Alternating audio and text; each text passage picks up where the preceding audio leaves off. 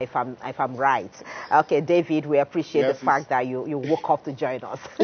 Okay, so I know you're not on yes, ground, but thank you. I'm sure you're getting the feel of the opening as well. I mean, it has officially opened, the COP30 in Belém, Brazil. What's the atmosphere like, as negotiations begin? Yeah, so thank you so much for the opportunity. Yeah, indeed, it is 3:30 a.m. Yes, this COP is different from the other COPs because not too many people could make it here. It is one of the most expensive COP uh, in my estimate, and it is not the usual so many people around. It is a business-like COP, and there are a lot at stake for global South countries, especially Africa and of course Nigeria. It is the 10th anniversary of the Paris Agreement, which we celebrated 10 years ago, hoping that by now a lot of actions and steps would have been taken, to reduce the global impact of climate change. But we cannot discuss COP30 without taking a look back at what has happened in the previous COPs. So the theme for this year's COP, carefully chosen, is commitment to implementation. So previous COPs delivered on so many commitments, several of which we have celebrated. But what is left, it is that commitment. So let me take you a little bit back. So let's look at the COP 2027 in Sharm el Sheikh, Egypt. That COP, we had a big win, the launch of the loss and damage fund.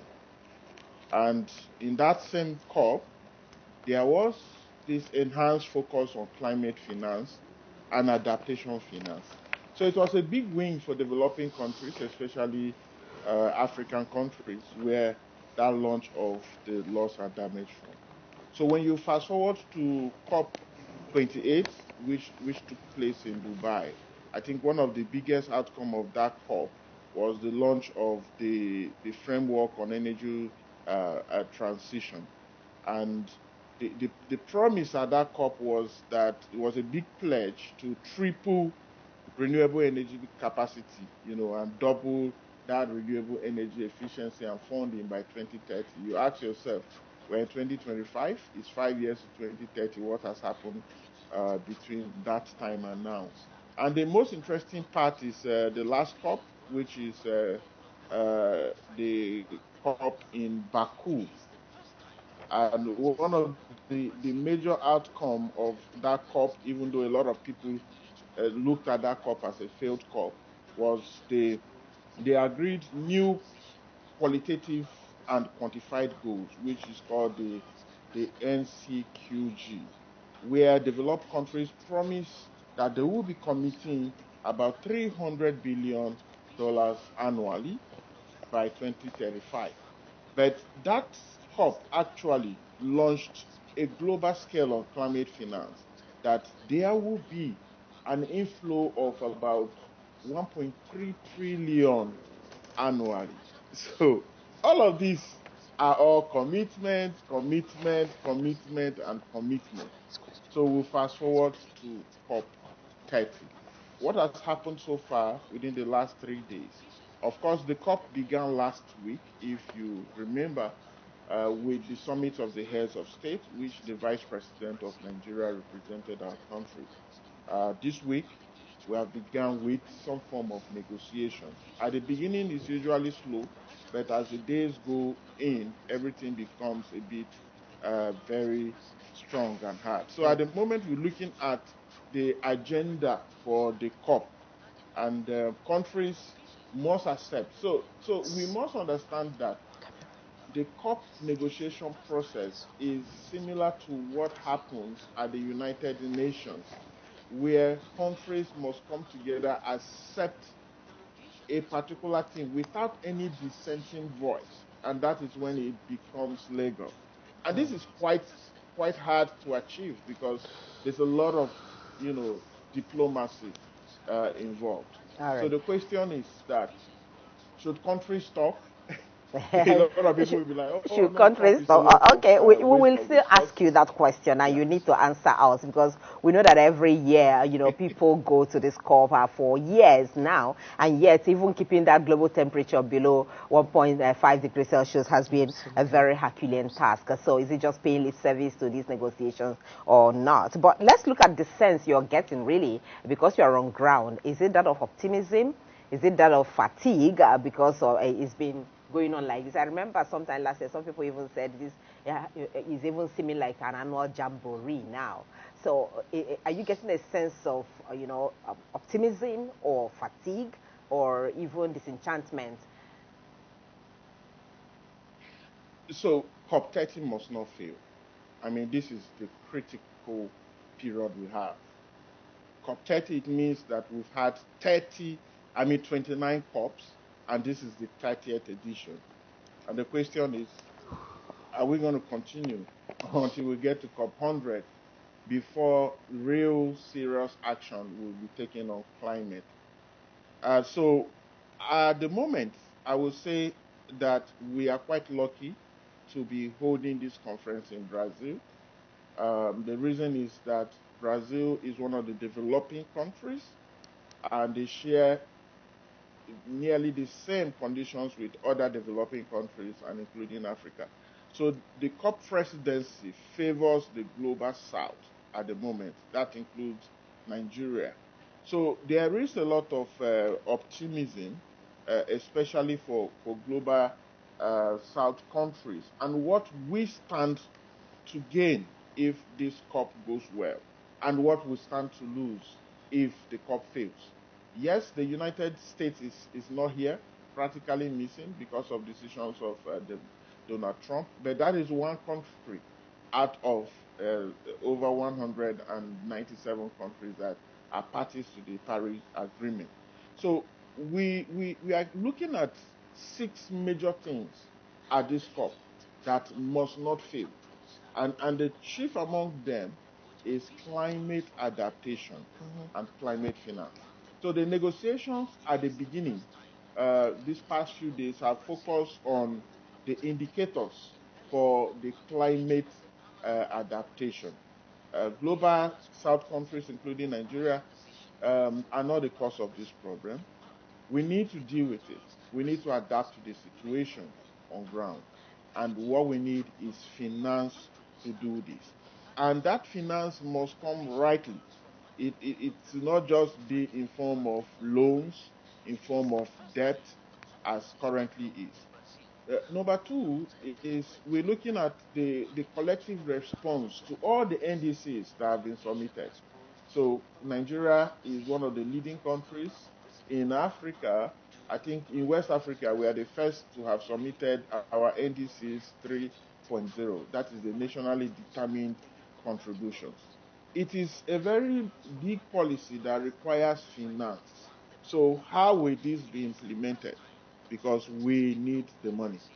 Number three, the COP must also consolidate on the progress that have been made so far on the just transition. So you hear transition from fossil fuels to renewable energy. And sometimes it's on paper, right? But we need that actual transition. The fourth one is the global stock stake. So since the Paris Agreement, Nigeria also had its NDCs since 10 years now. So if we want to take stock, what has happened between the last 10 years and now? And this applies to all the countries that are part of the Paris Agreement. And of course, the number five, which is the enabler for all of this, is to secure an ambitious finance package. No more promises. You have already promised. All of those pledges have been made. How will we get that 1.3 trillion annually? Who will provide this money? When will it be provided? What will it be used for? These are some of the key stakes at this COP. And then the last but not the least is to demonstrate the ambition to show that nature-based solution can help reverse, the climate impact by 2030. And this is where you bring in communities. And that's why this COP is taking place here in Belém, in the Amazon forest. Absolutely. Yeah, so we must deliver and involve communities. So it's not just countries in quote. When we talk of carbon credits, we are looking at these monies going to communities who are delivering Exactly, and that brings me to my next question, because I listened to something that Simon Stell said, that is the head of the UN Framework and Convention for Climate Change, and what he said was that the money must flow right, especially to African countries, talking about things like apocalyptic floods, cases of natural disasters, and you just talked about the Amazon. So how is the host country, Brazil, shaping the tone for the priorities of this year's conference, given the fact that you just mentioned an emphasis on the Amazon and the nature-based solution? How is it prioritizing that? Oh, yes. I think this is one of the reasons why the COP is being held here. I mean, it's very hot, right? But I think I've seen the place that is actually very, very hotter than Abuja. And so people already can feel the impact of climate change happening around here. We know growing up and in high school, we're taught that the Amazon is the lungs of the earth, because the biggest forest, one of the biggest forests in the world. Of course, we have another one in Africa, the Congo Basin forest, which we hardly talk about. But all of this is coming to light to say, look, these lungs of the earth will be lost because the temperatures here go very high, and then forest fires are ignited, and no one is able to put it out. If we lose the Amazon forest, if we lose the forest, the small one we have left in Nigeria, in Cross Rivers State and Ondo State, if we lose the Congo forest, then what happens to the world in terms of fresh oxygen, in terms of carbon sequestration that these forests brings to the table? Another key aspect of why this COP is taking place here is the fact that those who are protecting the forests are the indigenous people.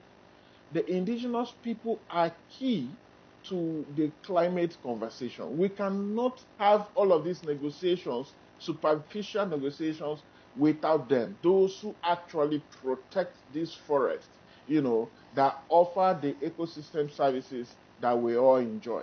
So we take a look back in Nigeria and look at which communities still have forests in Nigeria. Are these communities protected? Are they supported to protect what is remaining of the tropical rainforest in Nigeria? And that's why this COP is so crucial, that we must bring in voices. So I am from the civil society organizations, and people will ask, oh, what are civil society organizations do at COP? Our work is so crucial, such that we observe and we monitor negotiations, and we report what's going on. Some of the informations we get, some of the lead negotiators don't get it, because this is, we call diplomacy in quotes, but it's also about it's about relationship building. It's about cross-pollination of ideas, knowing that we have civil society organizations represented all around the world. So if a particular country is taking a tough stand that will impact my own country, we have friends within the civil society organization that we relate to, that we share ideas, and they are able to influence some of these decisions. And that is exactly what we do. This morning, we will be carrying out an action at the entrance of the COP, at the entrance to the venue, and that is the call for that climate adaptation. Adaptation finance. Because as it is, the global north countries always have a way of running away from their responsibility. And what is their responsibility? They caused this problem, right? And they don't want to take responsibility for the fact that, look, we are responsible for this problem. We have to help the other countries deal with it. They run away from it. And the only way you can push them is through negotiations, yes, but it's also through the name and shame. So this particular venue for the COP is not the best we could have, but I can say that it is crucial and it is the right place to be at this time as humanity takes a decision that will impact future generations and many lives to come. Okay, Michael, you will be carrying out an action this morning. I hope you won't degenerate into crisis again, because we understand that even yesterday, protesters who were carrying signs reading "Our forests are not for sale" broke through the security lines, really, of the COP30, and this actually caused even death, for some, I think, security officers. Okay, injuries, really, minor injuries for two security staff. And also, the UN is reporting that there's also a damage somehow to the venue. Yes, ours would not be so because we have experience doing this over the years.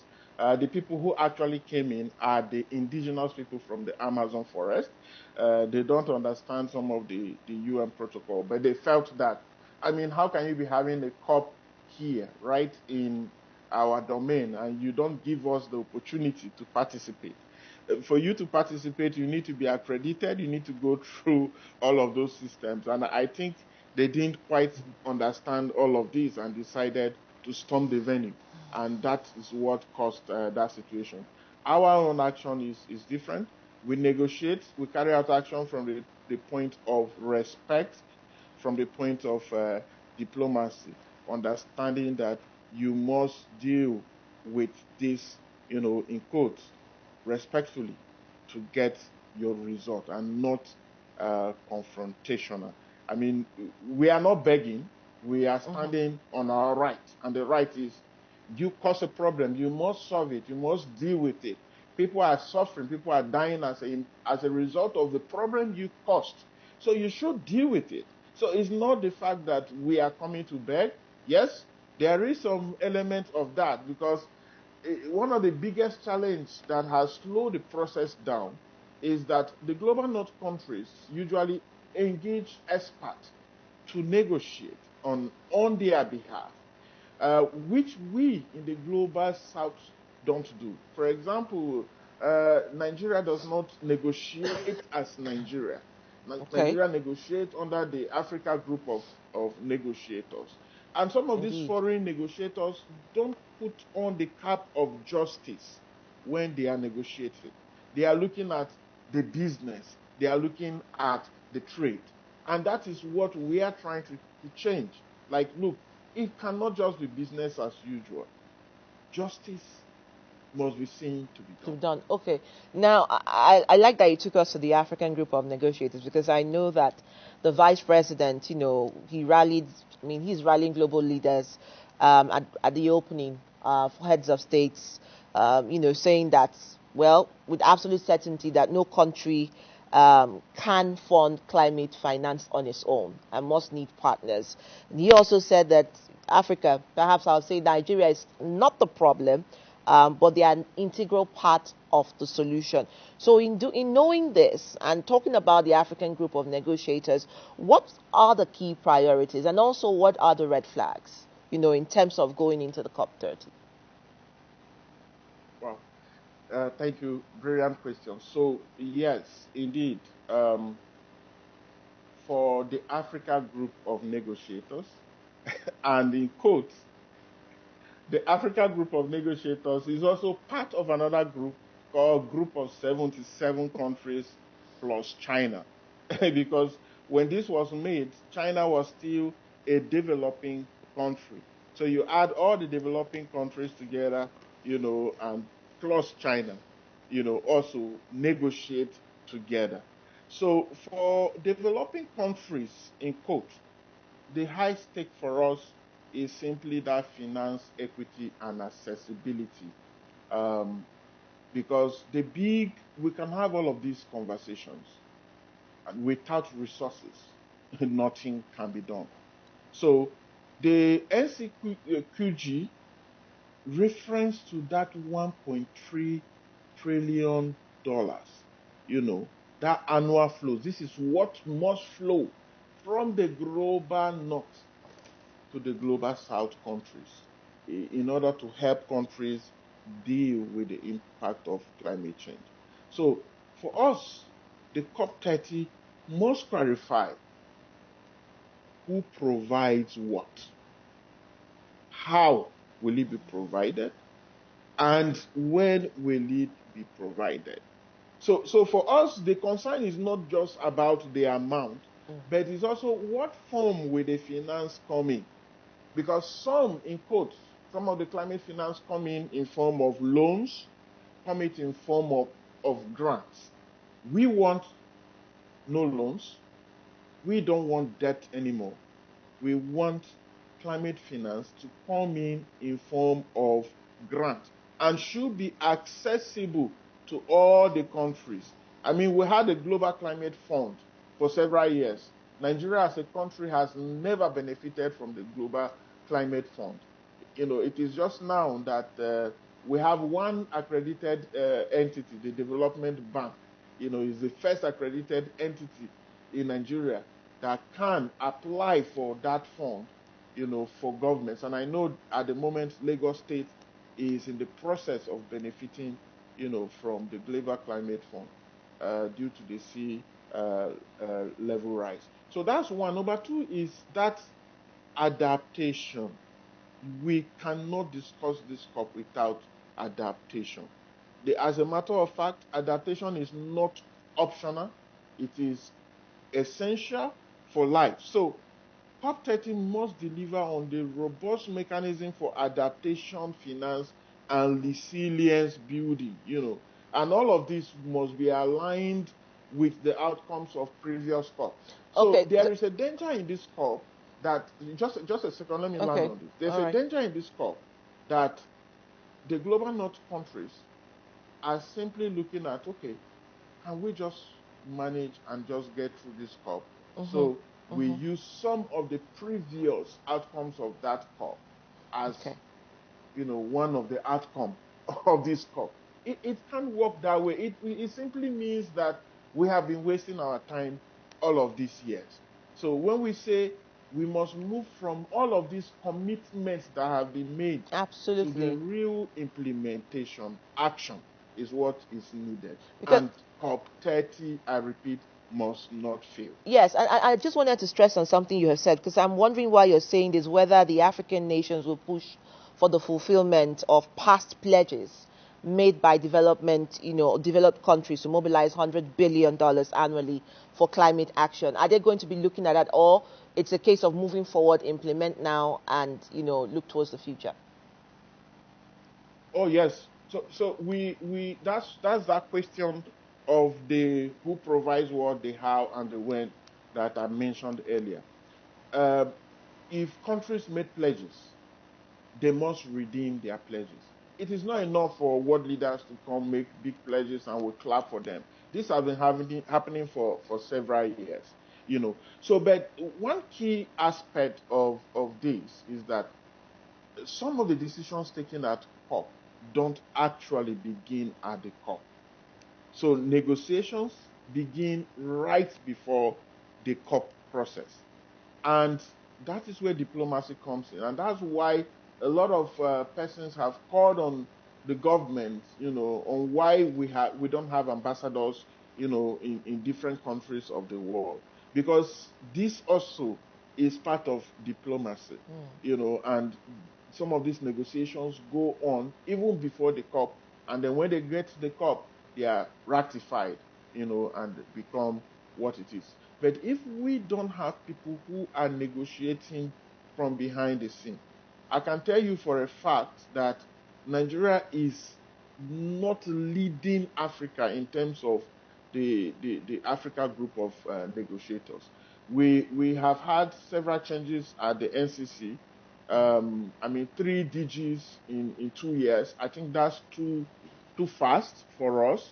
As the former DG was just getting settled, we have a new DG who is at the COP. I saw her yesterday working hard, but it takes a longer time for you to get into this process.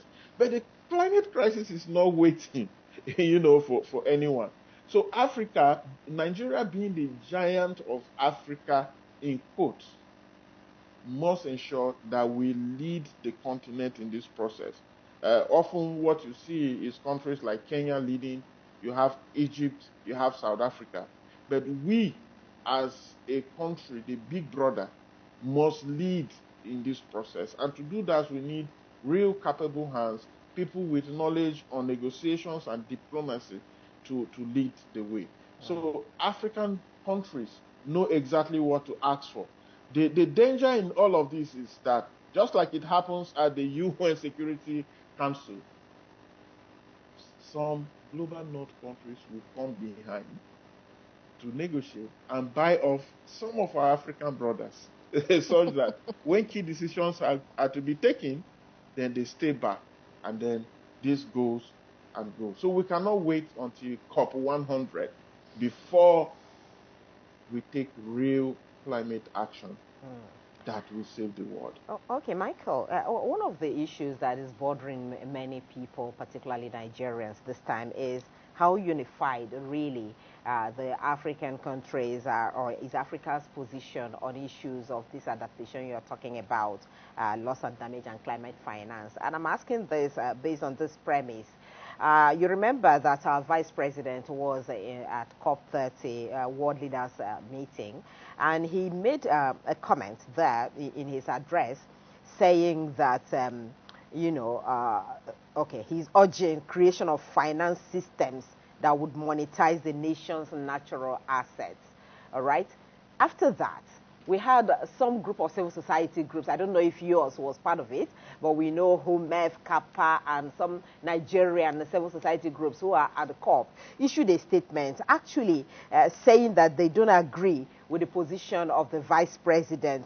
And if I can quote their statement or what they said the statement of the vice president opens the door to corporate capture and greenwashing, where polluting companies buy carbon credits instead of cutting emissions. Okay. So isn't that discordant tune coming from the same country, going into COP, and the VP for the country is saying something else, civil society group from the same country don't seem to agree with that position?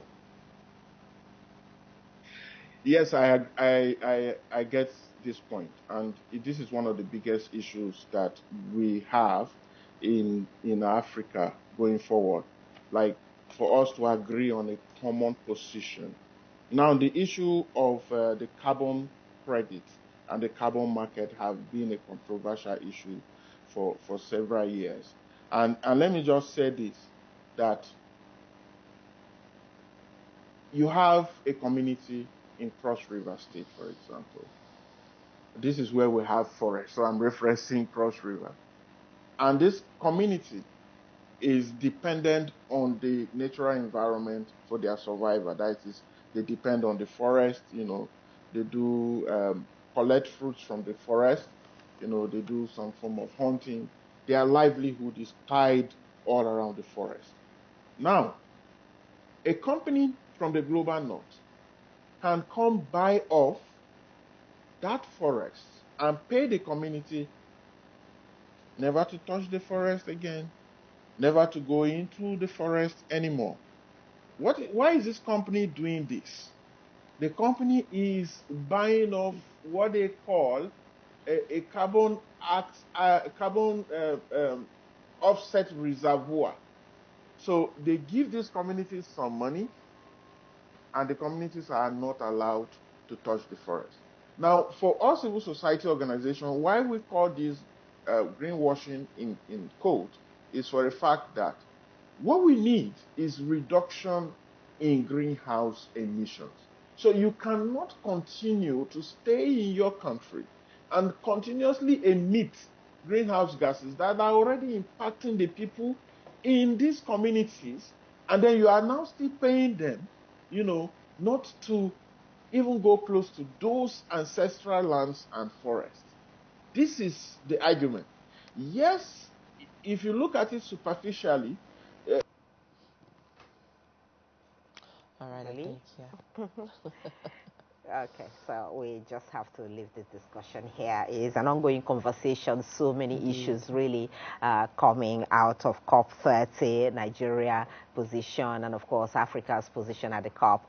We thank you so much for making our time to share these thoughts with us. Michael David, the Executive Director, Global Initiative for Food Security and Ecosystem Preservation, GIFSEP, has joined us for this discussion on the ongoing COP30 and issues arising from the negotiations, climate finance, adaptation, and expectation.